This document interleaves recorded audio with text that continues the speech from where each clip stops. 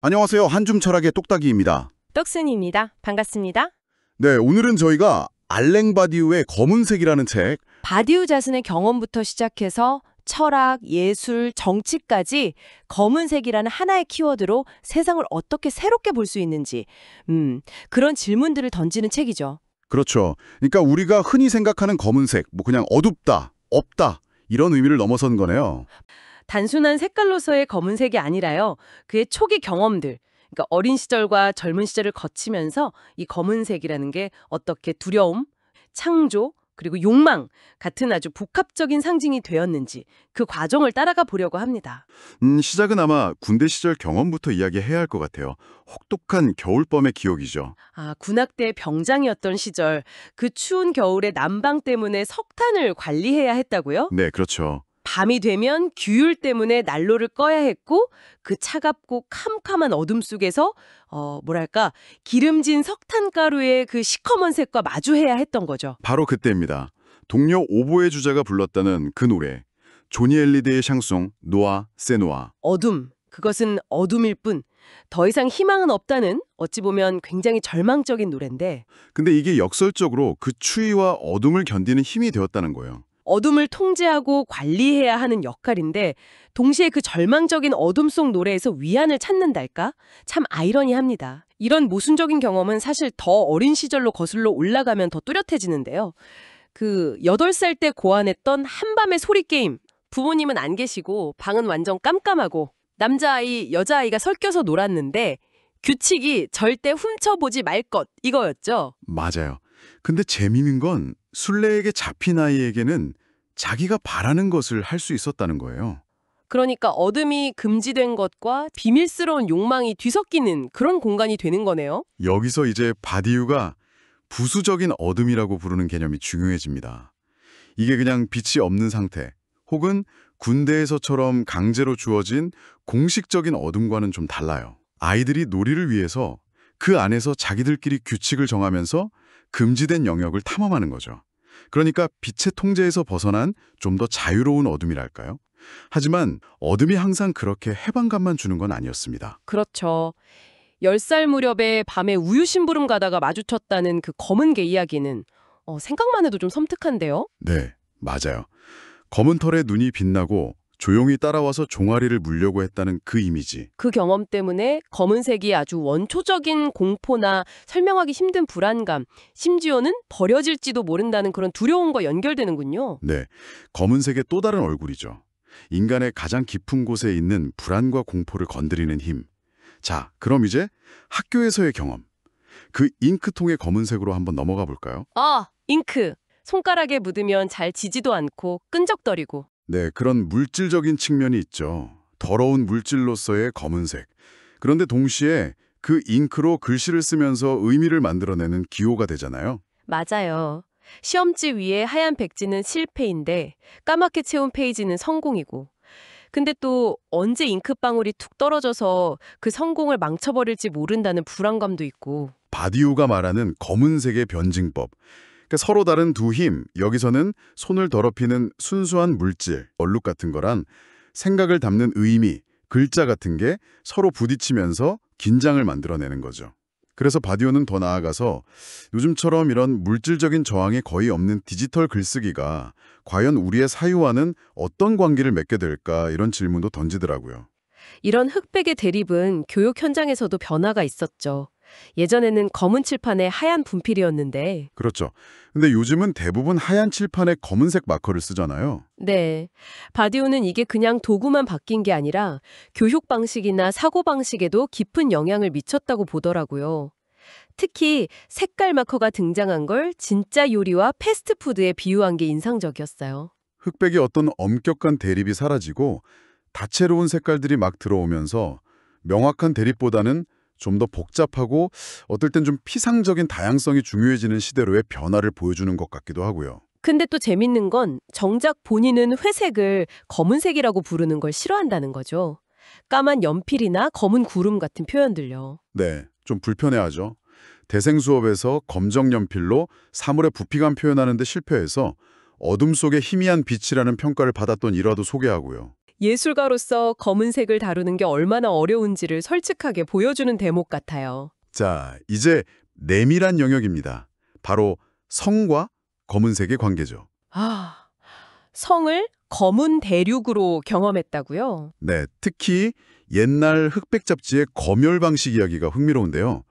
예를 들어 여성의 음부나 채무처럼 검은색으로 표현될 수 있는 부분을 아예 그냥 희끄모레한 회색 구름 같은 걸로 지워버리거나 혹은 등을 노출한 사진을 강조하면서 다른 방식의 성적 암시를 만들어내기도 하고요. 아니면 검은색 속옷이나 스타킹 같은 걸로 대체하기도 하고 결국 있어야 할 그 자리에 검은색이 없거나 다른 걸로 가려지니까 오히려 더 강렬하게 욕망하게 되는 그런 역설이네요. 바디오는 검은색을 그냥 빛이 없는 상태? 그 정도로만 보지 않아요. 그 자체로 어떤 의미를 만들어내는 굉장히 역동적인 힘으로 보거든요. 과학에서는 보통 검은색은 빛이 없는 거, 하얀색은 모든 빛이 합쳐진 거 이렇게 정의하잖아요. 근데 우리가 실제로 경험하는 검은색은 이걸로는 설명이 좀 부족하다는 거죠. 바로 그 과학적 정의의 한계를 딱 짚어요. 그러면서 문화적인 맥락을 강조하죠. 예를 들면 서양에서는 애도할 때 검은색 옷을 입지만 중국에서는 전통적으로 하얀색이 그 역할을 했잖아요. 또 바디오는 셰익스피어 맥베스에 나오던 그 검은 마녀들이랑 안데르슨 동화 알죠? 거기 눈의 여왕. 네네. 이 둘이 완전히 다른 이야기 같지만 결국 검은색의 세계에 같이 속할 수 있다고 말해요. 이게 단순 흑백 논리로는 안 잡히는 복잡함이죠. 특히 그 인간 영혼의 음용함, 프랑스어로 노아르사르드 라미만이라고 했던가요? 이 표현을 통해서 검은색이 좀 부정적인 거, 불순함과 연결되는 지점을 짚어주는 것 같아요. 네, 정확합니다. 그는 라신의 비극 페드르를 또 예를 들어요. 거기 주인공 이폴리트가 자기를 막 거짓으로 고발하잖아요. 그 음흉함에 맞서서 나는 결백하다, 햇빛보다 더 순수하다 이렇게 외치거든요. 아, 검은색과 순수함의 대립이네요. 그렇죠. 근데 여기서 바디오 해석이 재미있는 게 이때 순수함, 즉 흰색은 오히려 그 음흉함, 그 검은 것을 모르는 상태, 다시 말해 무지를 상징하게 된다는 거예요. 결국 진짜 안다는 것은 세상의 어두운 면, 즉 검은색을 아는 것과 연결된다. 이렇게 볼 수도 있는 거죠. 그럼 혹시 카톨릭 사제복 색깔이 변하는 거 있잖아요. 검은색 사제부터 보라색 주교, 붉은색 추기경, 그리고 하얀색 교황까지. 이것도 혹시 이런 변증법적 관점으로 볼 수 있을까요? 네. 바디오는 실제로 그 색채 위계를 일종의 검은색의 분할 과정으로 해석합니다. 검은색이 점점 다른 색, 보라색, 붉은색, 흰색으로 대체되면서 뭔가 정화되거나 의미가 좀 변형되는 것처럼 보인다는 거죠. 아하, 이게 검은색이 가진 그 복잡한 속성이 어떤 권력 구조 안에서 어떻게 해석되고 배치되는지를 보여주는 상당히 흥미로운 사례라고 할 수 있어요. 예술 쪽으로 넘어가면 바디오가 주목했던 화가 피에르 술라주, 그 우트르 누아르, 오추로 누아 개념도 되게 인상 깊었어요. 초월적인 검은색이라고 하셨죠. 네, 맞습니다. 술라주에게 검은색은 그냥 어둠, 부재 이런 게 아니었죠. 바디오는 술라주의 작업을 보면서 이 검은색 자체가 빛을 반사하고 심지어 새로운 빛을 만들어내는 아주 적극적인 바탕이 된다고 설명해요. 검은색이 빛을 만든다니. 그렇죠. 술라주의 작품에서 검은색은 어떤 이미지나 언어로 쉽게 설명되지 않는 그 순수한 물질성으로 존재하면서 보는 사람에게 계속해서 새로운 의미, 새로운 빛을 발견하도록 요구한다는 거죠. 이런 검은색의 모순과 가능성? 이건 정치나 역사의 영역에서도 아주 뚜렷하게 드러나요. 바디오는 특히 깃발 색깔에 주목하는데요. 하얀 깃발 하면 보통 뭐가 떠오르세요? 항복. 아니면 프랑스 역사에서는 왕정복고. 그런 반동적인 느낌? 정확해요. 항복이나 반동을 상징하죠. 그런데 검은 깃발은 의미가 훨씬 복잡하다는 거예요. 아, 그렇죠. 그 해적 깃발도 검은색이고 또 파시스트들도 검은색을 썼던 것 같고 죽음이나 허무주의 같은 느낌? 네, 그런 상징이 분명히 있죠. 그런데 검은 깃발은 또 무정부주의자들, 아나키스트들의 깃발이기도 했어요. 저함이나 새로운 질서를 갈망하는 상징으로요. 여기서 바디우가 자신의 그 유명한 변증법 명제, 하나는 둘로 나뉜다. 운스 디비전드, 이걸 딱 적용하는 거죠. 검은 깃발 안에는 파괴적이고 허무주의적인, 바디오 표현을 빌리면 사탄적인 검은색이 있고, 다른 한편으로는 조직화와 해방을 추구하는 아나키즘적인 검은색이 있다는 거예요. 이 둘로 나뉜다는 거죠. 그렇군요. 바디우는 심지어 일부 아나키스트들이 사용했던 반은 검고 반은 붉은 깃발을 예로 들어요. 이게 검은색 내도의 분열이면서 동시에 붉은색, 즉 혁명이나 생명과의 연합 가능성도 보여준다고 분석합니다. 그럼 스탕달의 소설 적과 흑도 빼놓을 수 없겠어요. 적과 흑이야말로 이 변증법을 잘 보여주는 예죠. 바디우는 소설 속 검은색은 주로 그 당시의 반동적인 교회 세력이나 시대적인 암울함 이런 걸로 보고요.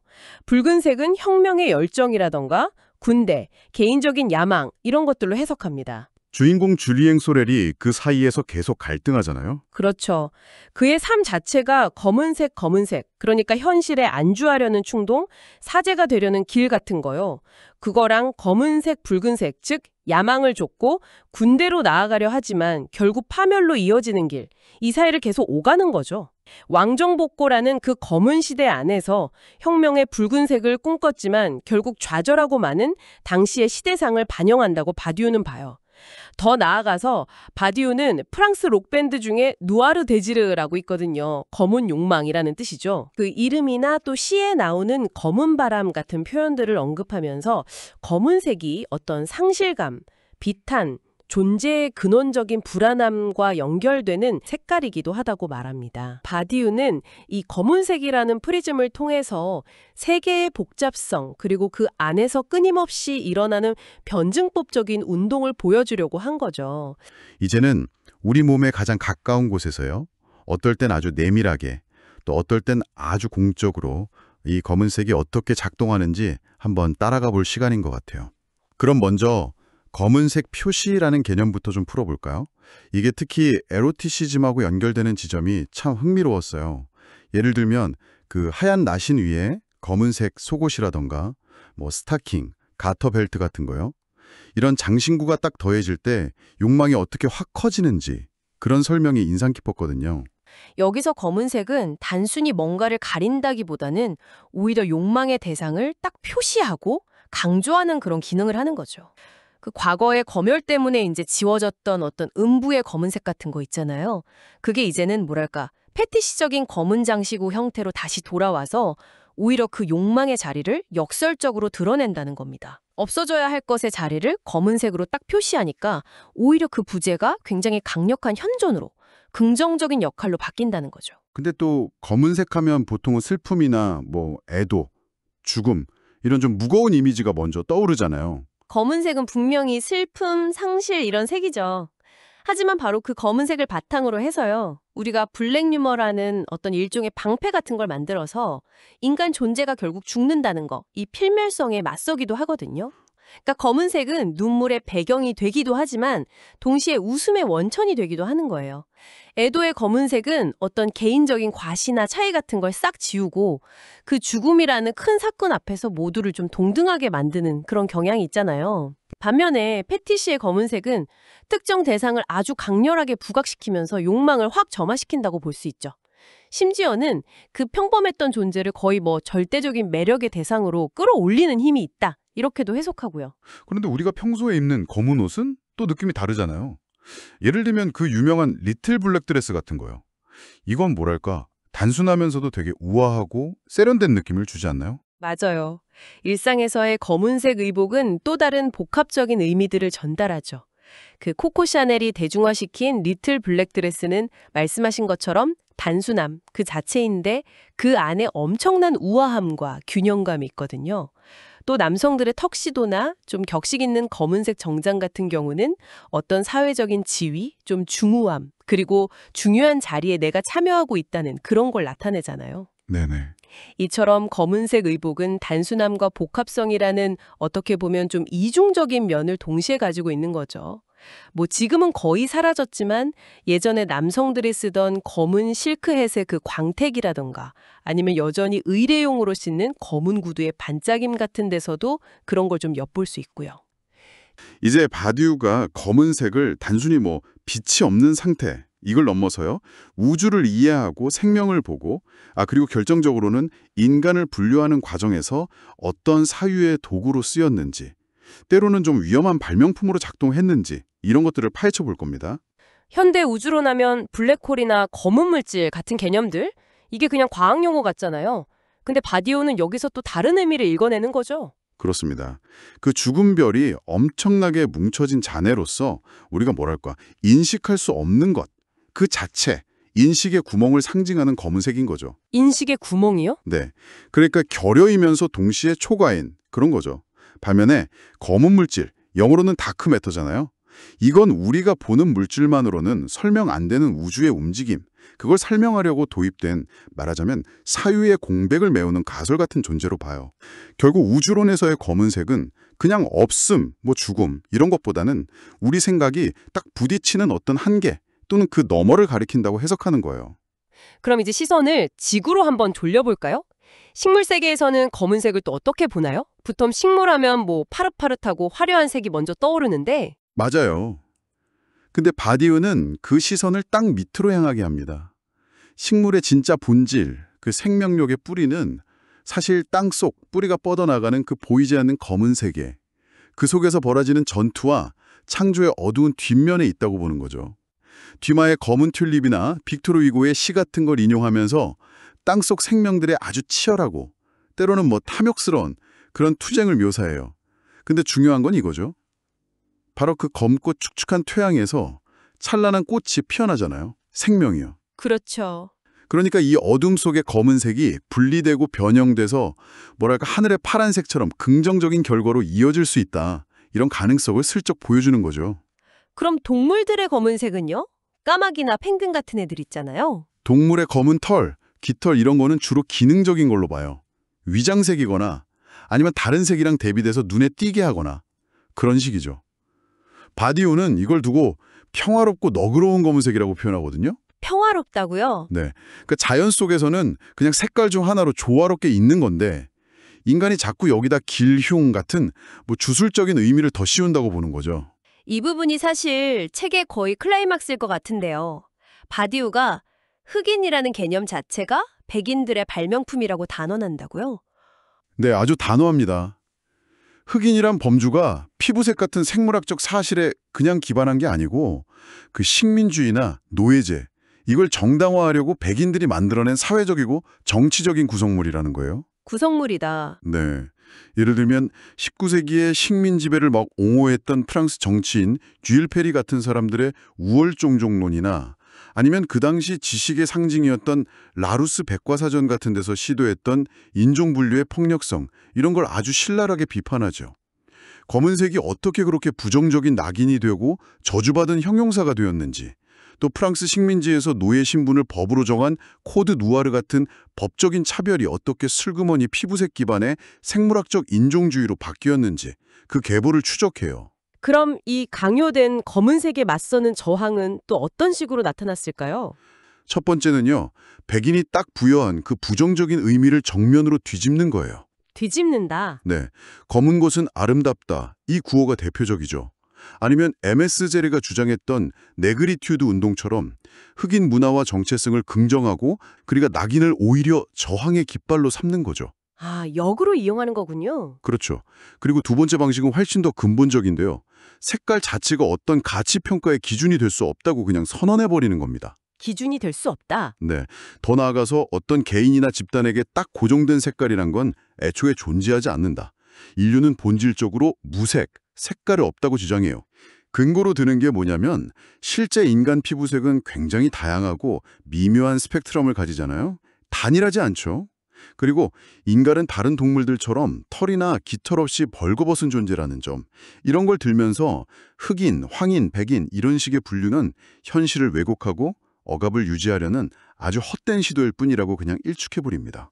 보편적인 인간성이라는 차원에서 보면 백인이라는 범주도 실제하지 않고 흑인이라는 범주도 실제하지 않는다. 이런 결론에 도달하는 거죠. 그리고 어떤 색깔로든 인간 집단을 딱 규정하려는 시도 자체를 근본적으로 경계해야 한다.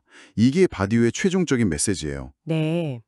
정말 어린 시절의 막연한 공포에서 시작해서 예술, 정치적 저항, 우주와 자연을 거쳐서 마침내 인류 자체를 분류하는 문제까지 이 검은색이라는 게 얼마나 복잡하고 다층적이고 그리고 무엇보다 인간에 의해서 깊이 구성된 개념인지를 쭉 확인했습니다. 네.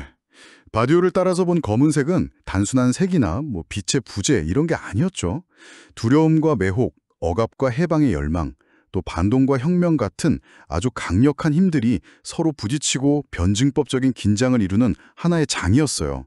이 검은색이라는 렌즈를 통해서 우리 사회의 인식 틀, 언어, 권력 구조를 좀 비판적으로 돌아보게 만드는 힘이 있었습니다. 우리가 지금 너무나 당연하게 사용하고 있는 수많은 범주들이 있잖아요. 그중에서도 사실은 이 흑인이라는 개념처럼 역사 속에서 어떤 특정 목적을 위해서 발명된 건 없을까?